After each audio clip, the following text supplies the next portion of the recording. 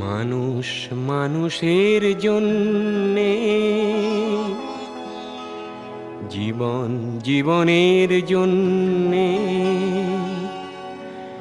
একটু সহানুভূতি কি মানুষ পেতে পারে না ও বন্ধু?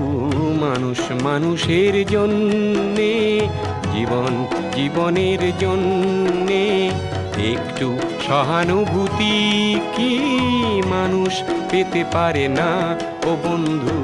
মানুষ মানুষের জন্যে।